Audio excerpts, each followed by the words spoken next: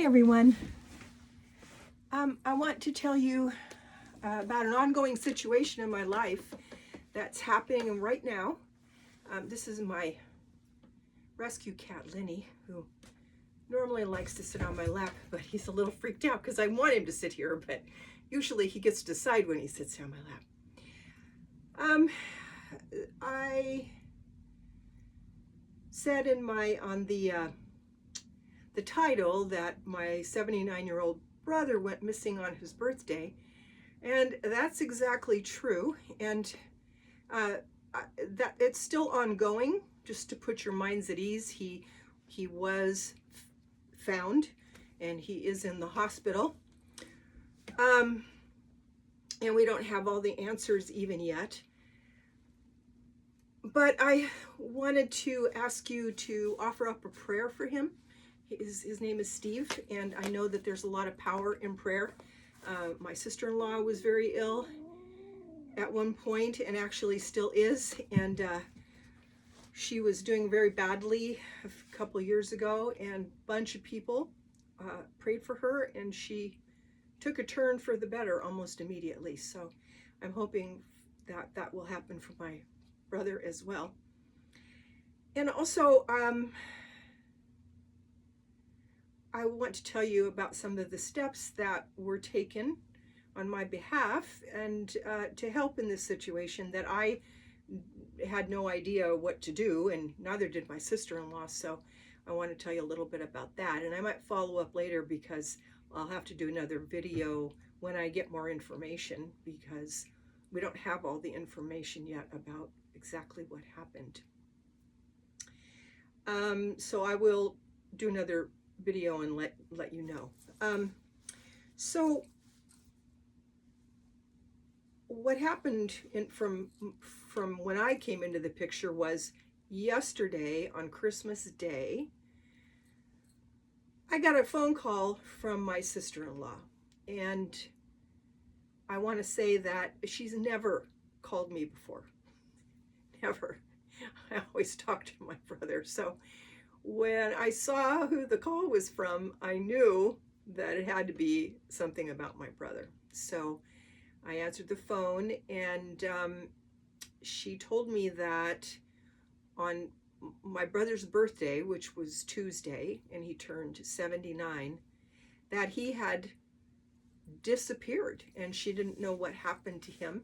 He has a small house in another part of San Diego, in the area of downtown San Diego, and he had it's not rented, and he has a dog there, and to guard the property, and he goes every day to feed the dog. And in this particular case, she knew that he was going to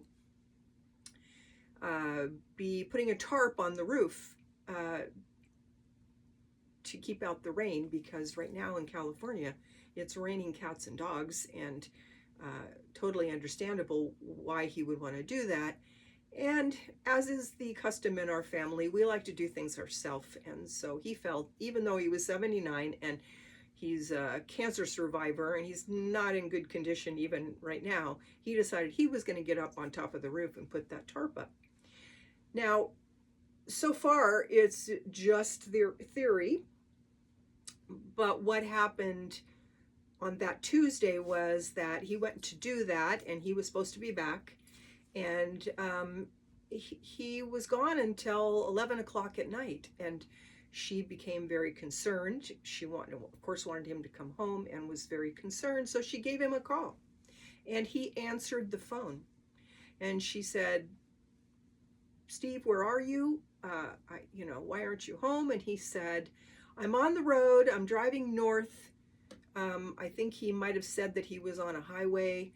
I don't know if he specified which one actually. And she thought he was on an entirely different highway. Then she said, "Why are you on that highway?" "Well, I'm driving north, and I'll be home in 2 hours," he said. So 2 hours go by, and he doesn't show up. And she's up all night, and he doesn't show up. And now this was at 11 o'clock at night. And so she did make a missing persons report, but that would have been Tuesday to Wednesday night, and then Wednesday night until Wednesday, Wednesday morning. And she made the report and waited, and nothing happened, and they didn't find him. And mind you, in the middle of this, it was like absolutely the worst time for something like this to happen.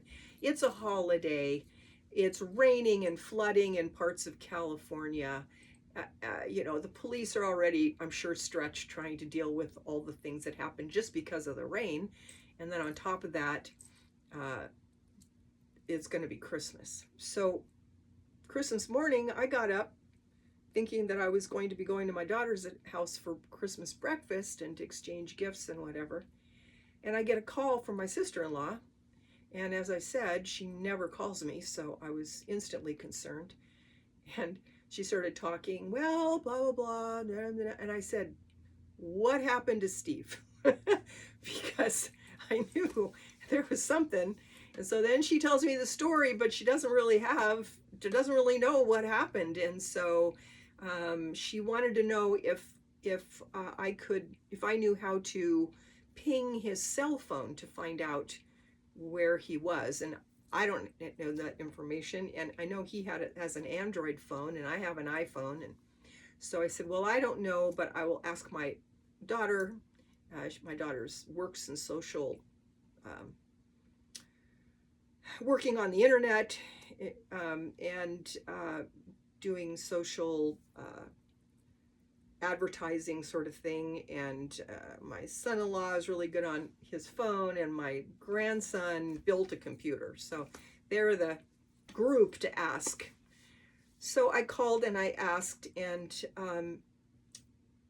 the problem was that my sister-in-law did not have any of his passwords. She doesn't know how to work his computer. She doesn't know what his email is. There's all these problems. So while something might have been able to happen, we needed that information.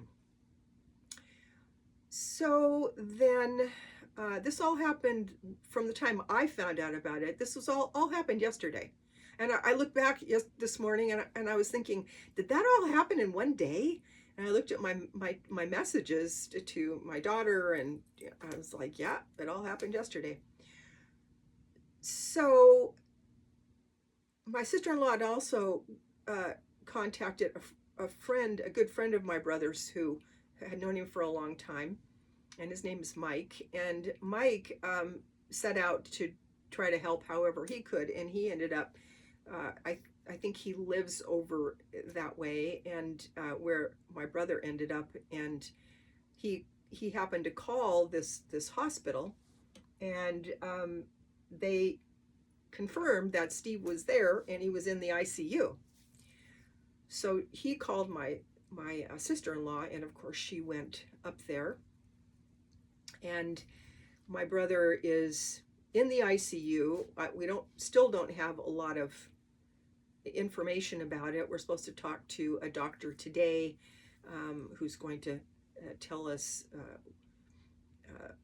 my brother's condition as of today. He wasn't looking real good. He's had a cracked skull and bruises on his face and all sorts of things. So my working theory right now is that he went over there and tried to put that tarp on the roof as a 79-year-old man, and ended up falling off the roof and maybe knocking his head and going unconscious. And then he decided to take himself to the hospital, and my sister-in-law called, and he didn't want to tell her he was injured because she would be very upset. And in his head, he was just going to go to the hospital, get fixed up, and go to the emergency room, and then come home. So he'd be home in 2 hours. That's my theory. And so what I also wanted to tell you was, so I will let you know how this all works out. I hopefully will get more information today about what exactly happened. What did he say? Did he bring himself to the hospital? Did he give them information about what had happened to him? Did he remember? I know he's got bleeding in his brain. A lot of questions, and we don't have the answers yet. But I wanted to tell you that the very first thing you should do is wait 24 hours if somebody goes missing, because they won't take a report before that.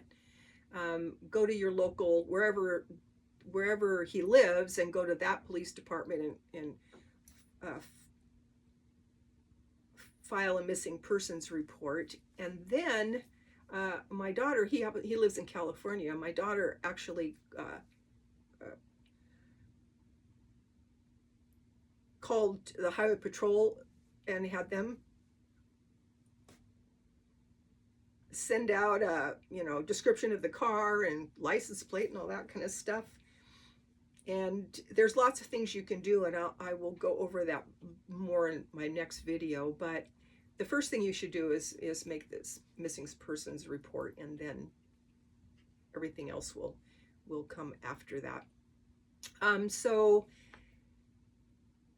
it's a stressful situation, but I'm happy and glad that he is safe and being taken care of. So I'll keep you updated. I'll probably do another video for next week. And thank you for listening to me, and keep your family close and make sure you know where they are, and call the authorities when something goes wrong. Thank you, and I'll see you on the next one.